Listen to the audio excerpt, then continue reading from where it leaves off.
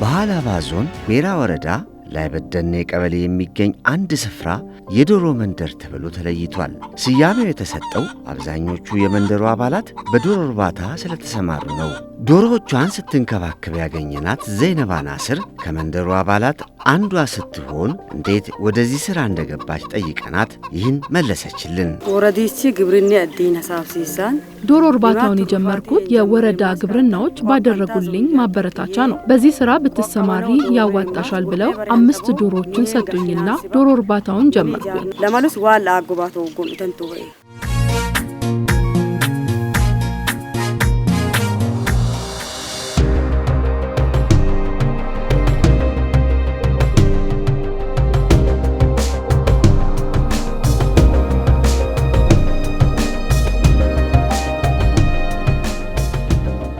በ5 ዶሮዎች የጀመረችው ዘይነባ አሁን ላይ ከ50 በላይ ዶሮዎች ያሏት ሲሆን ከእንቁላል ሽያጭ ብቻ በምታገኘው ገቢም የምግብ ዋስትናዋን ከማረጋገጥም አልፋ ኢኮኖሚያዊ መሻሻልንም እያሳየች ትገኛለች። ሎረት ምርቲያል ነው ሚሳአቴን የሌማት ትሩፋትን በጊቤ መተግበር ከጀመርኩ በኋላ ብዙ ለውጦችን እያየው ነው። 5 የነበሩት ዶሮዎቼ አሁን 60 ደርሰውልኛል። የማገኘውን እንቁላልም ከቤት ፍጆታ አልፎ ለገበያ ማቅረብ ጀምሬያለሁ። እኔ ብቻ ሳልሆን የዶሮ መንደር ነዋሪዎች ሁሉ ተለውጠዋል። ወደፊት ትልቅ መጋዘን ሰርቼ በሺዎች የሚቆጠሩ ዶሮዎችን የማርባት እቅድ አለኝ። ጥቤን እንገላ የሚላውጢ ለምጥብጥ አሰን ወራን ቤን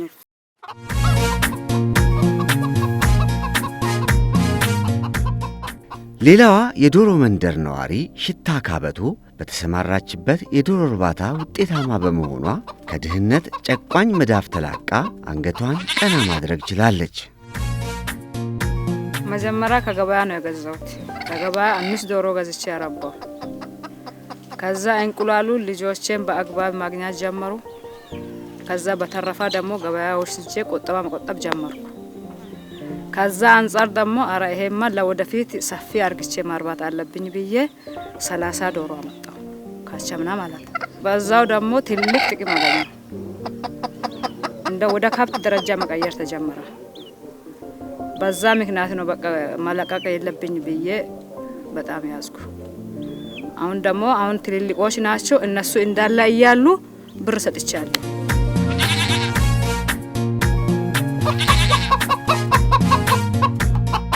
ዶሮን ሳሸጥ በእንቁላል ለልጆች ደፍተር ገዙ። እስክብሪቶ ከነ ደፍተሩ ገዙ። በዛው ደግሞ ከተረፈውን እየበሉ ነው። በልቶ ነው ትምህርት ቤት የሚሄዱት። እንግዳ ሲመጣ ደግሞ አልጨነቅም። ጎመን ለማባያለም ብዬ አልጨነቅም። እንቁላል ሰርቼ ነው የምሰጠው። በዛ ለካ ይሄ ደግሞ ትልቅ ጥቅም ነው ብዬ ነው ያሰብኩት። እንደ ዘይነባና ሽታ ያሉ የዶሮ መንደር ነዋሪዎች ከአንገት አስደፊው ድህነት ተላቀው ለተሻለ ሕይወት የበቁት በክልሉ ግብርና ቢሮ ተቀርጾ በተዋረድ ወደ መንደራቸው በደረሰው የሌማት ትሩፋት ኢኒሺዬቲቭ በመደገፋቸው ነው።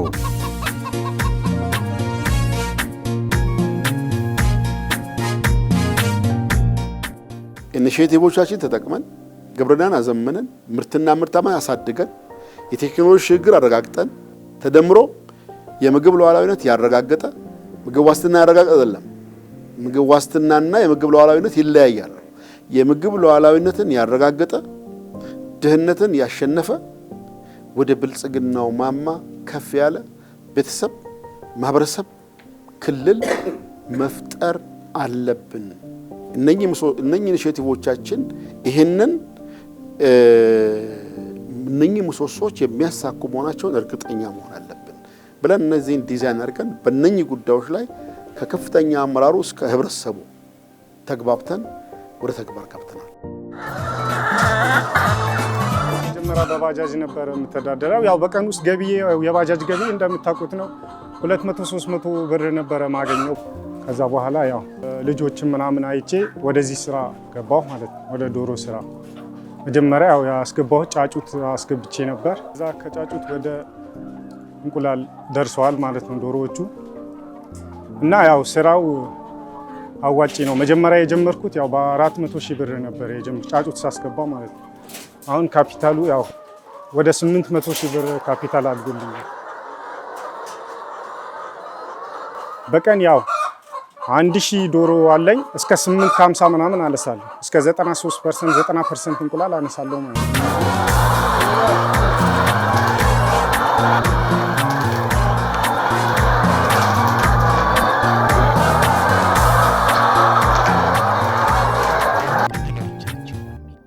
የግብርና ባለሙያዎች እየተበረታቱ 5-10-25 በተሰኘው የዶሮ ልማት ኢኒሺዬቲቭ በመሰማራት ውጤታማ የሆኑ ዜጎች አሁን ላይ በደረጃው ከፍ ያለ የዶሮ እርባታ ማህበር መስርተው ተጠቃሚነታቸውን ይበልጥ ማሳደግ ጀምረዋል።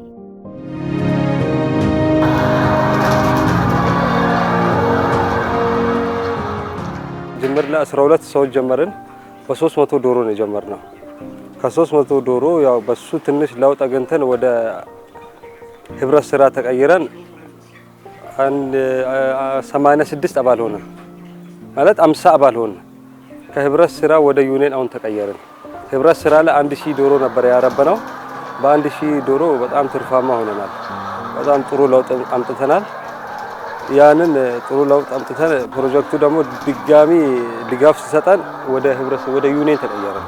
ማዕከለኛ ዩኒየን ተቀይረን አሁን 86 አባል ሆነናል። አሁን ያለው ጥሩ ደረጃ ላይ ነው። ያው እስከ 4000 ምናምን ዶሮ አለን። ያው በቀን እስከ 3400 ምናምን 3800 እንቁላል እናገኛለን።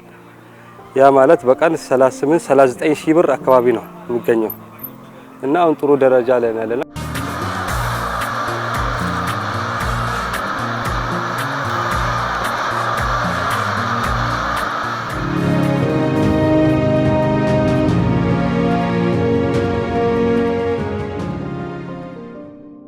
መንደሮችን በእምቅ ጸጋቸው እየለየ መጠሪያ ባደረጓቸው የግብርና መስኮች የሰየማቸው የሌማት ትሩፋት ኢኒሺዬቲቭ እንደ ሁሴን ሴጋ ያሉ አናቢዎች ውጤታማ እየሆኑ የሚገኙበትን የንብ መንደር መፍጠር ችሏል።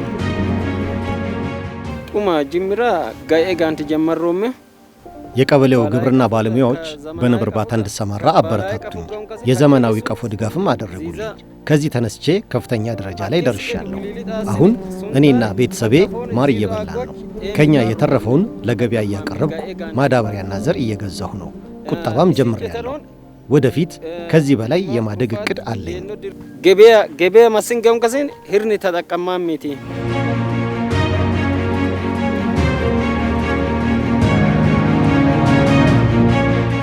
ጋውን ከኔ በመጀመሪያ በባህላዊ ቀፎ ነበር የምሰራው። የቀበሌው ግብርና ባለሙያዎች ዘመናዊ ከሰጡኝ በኋላ ግን ስራዬ ውጤታማ መሆን ጀመረ።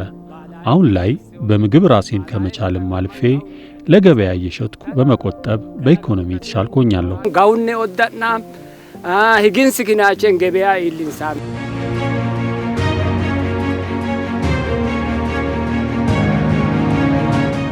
የንብ መንደር ነዋሪዎች ባህላዊና ዘመናዊ ቀፎዎችን ቀላቅለው በየግላቸው ከሚያገኙት ጥቅም ባለፈ ሙሉ በሙሉ በዘመናዊ ቀፎ የሚሰሩበትንና ወደ ጋራ ብልጽግና የሚወስዳቸውን ማህበር መመስረት ችለዋል። እያንዳንዱ ሰው ነበር የሚሰራው፣ በማህበር አይደለም የምንሰራው። ከዛ በኋላ ለእያንዳንዳችን እየሰራን እያለን ያው አባሎች ከዛ ግብርና ባለሙያዎች መጡና ያው እያንዳንዳችሁ በእያንዳንዳችሁ ስትሰሩ ውጤታማ አትሆኑም፣ ውጤታማ የምትሆኑት በማህበር ስትሰሩ ነው ብሎ ስልጠናውን ሰጡን። ከዛ በኋላ እንዴት እንደምንሰራ አንድ ላይ ተደራጅተን ለወደፊት ለብዙ ማሳያ እንድንሆን ያረጉን ያው ግብርና ባለሙያዎች በጀርባችን አሉ። ከዛ በኋላ ያው ተደራጅተን በማህበር ማስራት ጀመርን እና በማህበር ማስራት ከጀመርን በኋላ ብዙ ሰው መጀመሪያ ማይሰራ ሰው ብዙ ሰው ነበረ። ከዛ ለሱም ትምህርት እየሰጠን እንዲሰራ እንዴት እንደሚሰራ እያሳየን ወደኛ እንዲገባ እያደረግን አሁን 24 ሰው ነው በዚህ ማህበር ውስጥ ያለው። ስለዚህ አሁን 24 ሰው እየሰራ አሁን ጥሩ ነው። ከመጀመሪያ ብዙ ውጤት ነው ያለው እና መጀመሪያ ማይሰራ ሰው ማይጠቀም ሰው ራሱ ይሄንን አይቶ እኛን አይቶ ማለት ነው እዚህ ማህበር ውስጥ ገብቶ ሰርቶ ውጤታማ የሆኑ እያንዳንዱ ጓሮ ውስጥ አሁን ብትሄዱ ቀፎ ታገኛላችሁ። መጀመሪያ እኛ ምን ሰራው በባህላዊ ቀፎ ነበር ምን ሰራው በባህላዊ አይደለም በባህላዊ እየሰራችሁ ወደ ዘመናዊነት ይሻላል እያሉ እነሱ ስልጠና ሰጡን ከዛ በኋላ ከነሱ ስልጠና በኋላ ዘመናዊ ቀፎ ቀይረን ማሳር ጀመር አሁን አልহামዱሊላህ ብዙ ውጤታማ ነው ሁሉም ውጤታማ እየሆነ ነው ያለው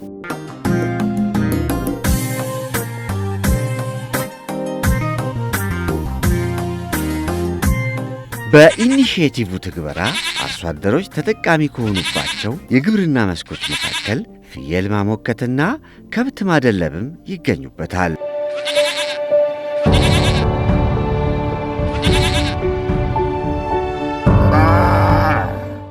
ጡማኔ ተሱ ፈለው ካኒ አላሉ ጀመር ሲሽው ፍየል ማሞከት እንድጀምር ያበረታቱኝ የወረዳው ግብርና ባለሙያዎች ናቸው።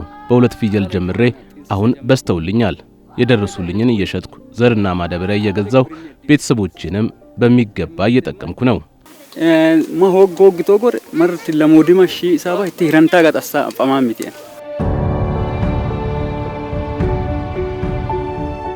ወና ለምጣቀኝ ይወማድሺ መጀመሪያ 2 በሬዎች ገዝቼ አደለብኩና ሸጥኳቸው። ባገኘሁት ገንዘብም 4 በሬዎችን ገዝቼ ማደለቤን ቀጠልኩ። በዚህ መልኩ ከብቶችን አደልቤ እየሸጥኩ ዘርና ማዳበሪያ ለችግር መግዛት ችያለሁ። በተጨማሪም ለልጆቼ ትምህርት ቤት የሚያስፈልገውን ወጪ ከመሸፈን አልፌ ቁጠባ ጀምሬ የተሻለ ህይወት እየመራሁ እገኛለሁ። ይህ ሁሉ የሆነው ግን በወረዳው የግብርና ባለሙያዎች ድጋፍ ነው። ፈቆርቺን ኢላ ደፍተረ ናሜት ወዱንት ናሜት ሂተን ተማርስናም ኢደኒ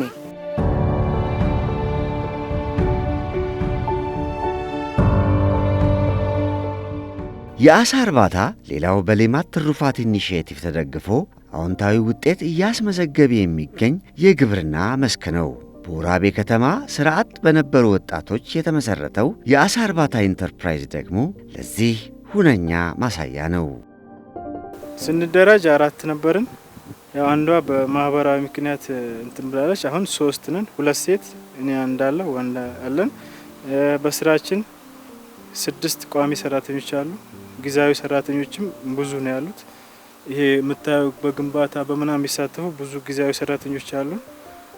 ከራሳችን አልፈን ለነሱም ስራ መፍጠር ችለናል። አሳው ላይ አሳ ቤት አለን። አሳ ቤታችን ያው ከዚህ ነው አሳ ምርት ይወሰድን እዛ ምን ሰጣው ያው ህብረተሰቡም አሳ የመመገብ ባህሉ ከጊዜ ጊዜ እየጨመረ ነው። ደንበኞቻችን ቁጥር መጀመሪያ 3 ነበሩ አሳ የሚመገቡ እዛ። አሁን ግን ቢያንስ ከ500 ከ600 በላይ ቋሚ ደንበኞች ማለት ነው። ጊዜያዊ የሚመጡት እንዳለ ሆኖ ቋሚ አሳ ተመጋቢዎች አሉን። ከዚህ ነው የምናወጣው። ፍሬሽ መሆኑን ይወዱታል። ከዚህ የሚመረት መሆኑን በዛ ተጠቃሚ ሆነን ነው። መጀመሪያ እንዳልኩ 2 ጊዜ ብድር አውጥተናል። አሁን ያን ብድር መልሰን እዚህ የምታየው ተቋም በማህበሩ አቅም የተሰራ ነው ግንባታው ማለት ነው። 10 ኩሬዎች አሉ አሳ ያለባቸው፣ 10 ደግሞ ግንባታቸው የተጀመሩ አሉ። ሌላ 15 ደግሞ ቁፋሮ ላይ ያለ አለ። አንድ ላይ ሲያልቅ ወደ 35 የአሳ ኩሬ ነው የሚሆነው። ከዶሮ ጋር ቀጣይ ኢንተግሬት እናደርገዋለን። በተወሰነ ባለችውን ቦታም ቢሆን እንደዚህ መኖችን ግሪነሪዎችን እየሰራን ያማረ ነገር ይፈጠራል።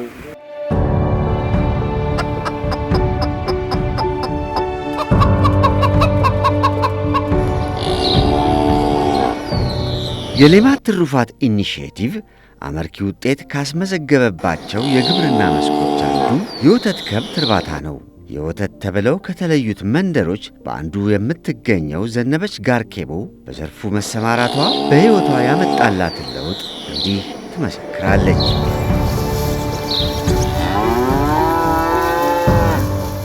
ተጀመረ 2 ላም ብቻ ነበር የነበረኝ። አሁን ግን እግዚአብሔር ረድቶኝ ይሄው ያያችሁ ነው ወደ 10 አካባቢ ደርሷል። ደግሞ ሁለተኛ ደግሞ ደስ የሚለኝ ነገር በመጀመሪያ ይሄ ሴት ሴክስ ነው የሚባለው አላቅም ነበር። ያንን ሳላቅ ወደ 10 ወይፈኖች ተወልደው ነበር። በዛ በጣም ተጎድቼ ነበር። አሁን ግን እግዚአብሔርም ረድቶኝ ከልምድ ልውውጥም የመጣ አሁን ሁሉም እርጉዝ ናቸው። ሴት 6 የሚባለው ያው ጥጆችን የሚወልዱ ማለት ነው። እሱ አሁን እነዚህም እርጉዝ ናቸው። የተወለዱም ጥጆችም አሉ። ከዛ ቀን ጀምሮ ወይፈን አልተወለደም። በዛ ደግሞ በጣም ደስ ይለኛል።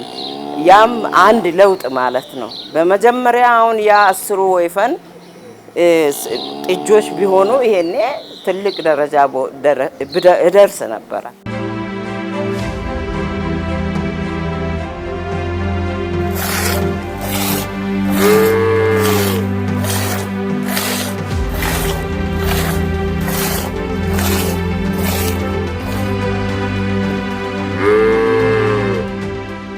በማስተማራቸው ያንን ወስጄ ተጠቅሜ አሁን ጥጆችም ተወልደውልኛል። እዚህ ውስጥም ብዙ እርጉዞች አሉ። በዛም በጣም ለውጥ ነው ያለው። በስራም ስንሄድ እንግዲህ አሁን ከአንድ ላም ማገኘው እግዚአብሔር ረድቶኝ ያው ከአንድ ደሞዝተኛ በላይ ነው ማለት እችላለሁ። በዛ በጣም ደስ እያለኝ እየጨመርኩ እየመጣው ነው። አሁንም ያው ወተት ወደ 70-80 ሊትር እያቀረብኩ ነው። ለሚመጣ አመት ደግሞ ጥጆች አሉኝ። እነኝን አንከባክቤ ትልቅ ደረጃ ላይ ደርሳለሁ ብዬ እመኛለሁ።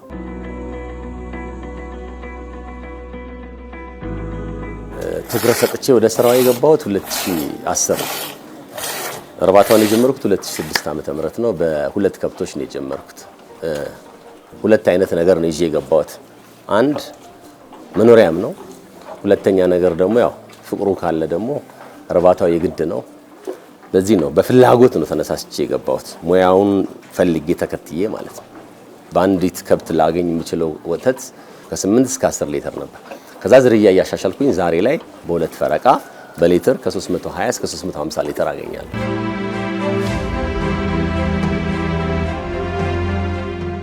ከራሳቸው ፍጆታ አልፈው የወተት ምርታቸውን ለአካባቢያቸው ነዋሪዎችና አገልግሎት ሰጪ ተቋማት ማከፋፈል የቻሉት ሌላው ተጠቃሚ ደግሞ አቶ ፍቅሩ ደቦጭ ናቸው። በመጀመሪያ ደረጃ የኔ ለውጥ በዚህ ስራ ልጆችን ዩኒቨርሲቲ ድረስ አድርሼ 2 ልጆች ተመርቀዋል። ቀጣዮችም እየተማሩ ነው ያሉት። ከዛ በመለስ ደግሞ እኔ ከምጠቀመው ውጪ ለአካባቢው ህብረተሰብ ግደሪን በማቅረብ ምርጥ ዝርያዎችን እያቀረብኩ ነው። ከተማንና ዙሪያውን ደግሞ ወተት እያቀረብኩ ነው። ወተት አሁን በየሾፖች ላይ እያቀረብን እዛ ጋር የከተማው ህብረተሰብ እየተጠቀመ ነው።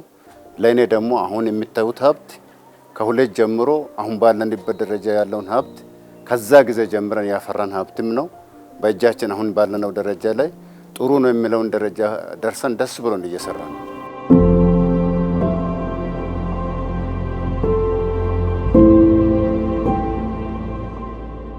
በሌማት ትሩፋት ኢኒሺዬቲቭ በወተት ከብት እርባታ ለተሰማሩ አርሶ አደሮች እየተደረገ ያለው ድጋፍ በክልሉ አስተማማኝ የወተት አቅርቦትን ፈጥሯል። በዚህም ከዚህ በፊት ወደ ክልሉ ይገቡ የነበሩ የወተት ምርቶችን መተካት የቻሉና ለአርሶ አደሩ አስተማማኝ የገበያ ትስስር ከመፍጠርም አልፈው ባለድርሻ እያደረጉት የሚገኙ የወተት ማቀናበሪያ ፋብሪካዎች መመስረት ጀምረዋል።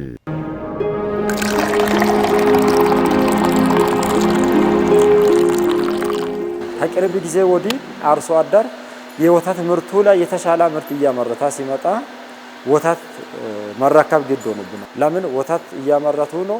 በወተት ገቢ ላይ የተሰማሩ ወተት ዘርፍ ላይ የተሰማሩ አርሶ አደሮች የተሻለ ገቢ እንዲያገኙ ማርኬት ገበያ እንዳያጡ ለማድረግ ከክልሉ ግብርና ቢሮ ከእንስሳትና አሳ ሀብት ጋር በመሆን ይህን የወተት ማቀነባበሪያ ፕሮጀክት 80/20 ሰርተን ከአርሶ አደሩ ወተት ተረክበን በተሻለ ዋጋ ገበያ ላይ በጣም ተወዳዳሪ ሊያደርግ እነሱም ለእንስሳት ከሚያቀርቡት ከግብአት አንፃር ከሚያመጡት ወጪ አንፃር ተመጣጣኝ በሆነ ዋጋ ወተት መረከብ ጀመርን። እኛ ወተት መረከብ ከጀመርን ገበያ አሴስሜንት ሲንሰራ በፊት 70 ብር ወተት ሲያስረክቡ የነበሩበትን በአሁኑ ሰዓት ላይ ተመጣጣኝ ዋጋ 95 ብር እኛም እንረከባለን። ከኛ ጋር ሌሎች ከተማ ላይ ድሮ የነበሩ ደንበኞችን ይረከባሉ። በዚህ አንፃር አርሶ አደር ምርት ሽጦ ተገቢ ሽያጭ ዋጋ እንዲያገኙ አንድ አድርገናል።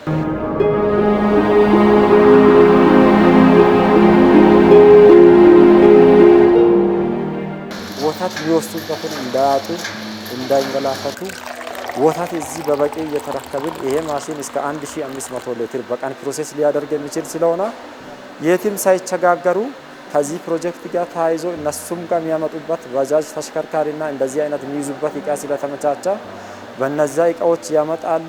ሲያመጡ እኛ እንረከባለን፣ ፕሮሴስ እናደርጋለን፣ እንሸጣለን። ሽጠንም ደግሞ እኛ አባል ስለሆኑ በፊትም እኛ ከኛ ሼር ሆልደር ስለሆኑ አንደኛ ከሚያመርቱት ከሚያቀርቡት ወተት የተሻለ ተመጣጣኝ ዋጋ ያገኛሉ።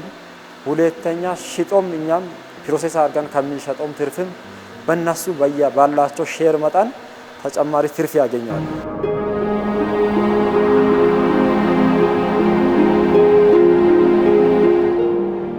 የኛ ወደ 5 መሸጫ ማዕከላቶች አሉ። በተጨማሪ የኛን ወተት የሚጠቀሙ ማነው ሱፐር ማርኬቶች፣ ሆቴሎች የኛን ወተት ፓስቸራላይዝ ተደርጎ የተፈለው እርጎ ወተት ሆቴሎች ይጠቀማሉ። ክሬም ኬክ የሚሰሩ ሰዎች ይጠቀማሉ። ቅቤና አይብ ሌላ ህብረተሰብም በየሾፖቹ ስናደርግ ይህንን ይጠቀማሉ። በዋናነት እስካሁን ሜጀርሊ እየሰራን ያለ ነው እርጎ በብዛት እያሰራጨን እንገኛለን። እርጎ ማማ ወተት የሚባለው ወይም ትኩስ ወተት የምንለው የፖች ሚልክ እሱን በብዛት እያስረከብን ነው ያለ ነው። በሶስተኛ ደረጃ ክሬም፣ አሁን በቅርቡ ደግሞ አይብና ቅቤ ስርጭት ጀምረናል ማለት ነው። ወተታችን ያው ከገበሬ ከተለያየ ቦታ በተለያየ ተሽከርካሪ ሄደን የምንሰበስብበትና በአቅራቢያችን ያሉ ሰዎች ራሳቸውን ወተታቸውን ይዘው መጥተው አስመዝግበው ይሄዳሉ። በርቀትም ያሉ ሰዎች አቴንዳንስ ይዘን ሄደን በራሳችን ተሽከርካሪ ወተት መዝግበን እንቀበላቸዋለን። ከተቀበልን በኋላ በዚህ ከተማ ባረቀት ከተማ ላይ ያሉ ነዋሪዎች ወተት ትኩስ ወተት ለልጆቻቸውን ከዚህ ይወስዳሉ። በአሻገር ደግሞ ተጠቃሚው በከተማው ያለ ሰው የታሸገው ወተታችንን በጣም ይፈልጉታል። ስለዚህ እየመጡ እየተጠቀሙ ይወስዳሉ። ከዛም ባሻገር የመንግስት ቢሮዎች በዙሪያችን ያሉት ወልቅጤ፣ እንድብር እንደዚሁም ደግሞ በዚህ ወረዳ ያሉ ሴክተሮችን ከኛ ጋር በመገበያየት ለየትኛውም ስብሰባና ለየትኛውም ፕሮግራማቸው ወተት ከኛ ይወስዳሉ ማለት ነው።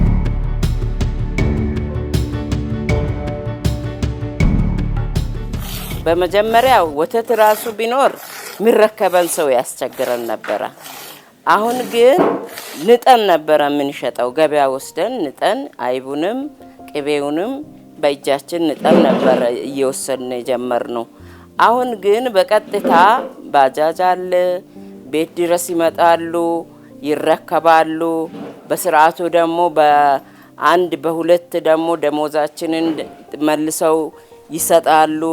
በዛ አሁን የገበያ ትስስሩ በጣም ደስ ይለናል። ለመስራት ራሱ ትልቅ ሞራል አለን። ወተት እንደው ምን ያህል ወተት እንኳን ቢኖር ምንም ስጋት የለብንም። በዛ በጣም ነው ደስ የሚለን።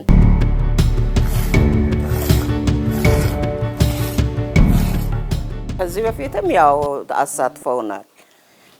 አሁንም ያው በአመት ተሰርቶ ያው ስራ እንትኑ ትርፍ ክፍፍሉን እናገኛለን።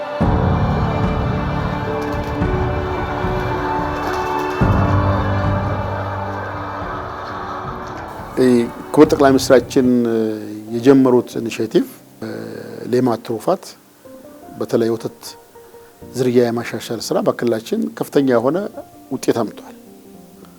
ይሄ በግብርና ሴክተር ፕሮግራሞችና ፕሮጀክቶች ከፍተኛ ይሄንን ፎከስ ትኩረት አድርገን ወደ ውጤት የመቀየር ስራ እየሰራን ያለ ነው።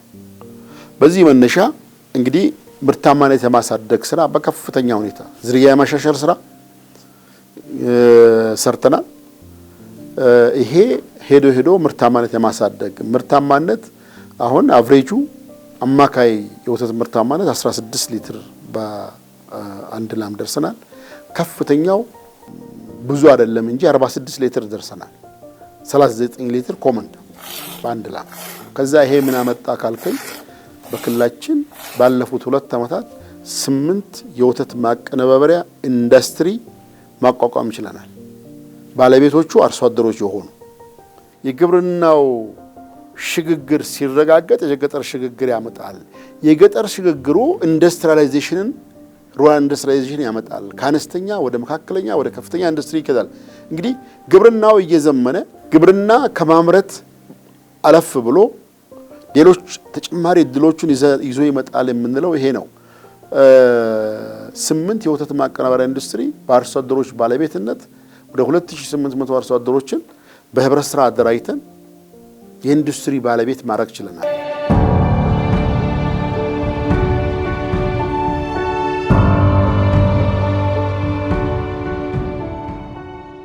የማዕከላዊ ኢትዮጵያ ክልል ግብርና ቢሮ በሌማት ትሩፋት ኢኒሺዬቲቭ ትግበራው ያስመዘገባቸው ውጤቶች ኢኒሺዬቲቭ ያለውን የለውጥ አቅም ጠቋሚ ናቸው።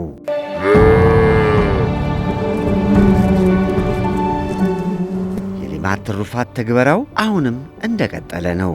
ዋነኛ ዓላማውም የአርሶ አደሮችን የምግብ ዋስትና ማረጋገጥ ብቻ ሳይሆን ግብርና ምርቶች ማቀናበሪያ ፋብሪካዎች ባለቤት ማድረግም ጭምር ነው። ይህ እውን ይሆን ዘንድም ሁሉም ባለድርሻ አካላት ይበልጥ ሊተጉ ይገባል።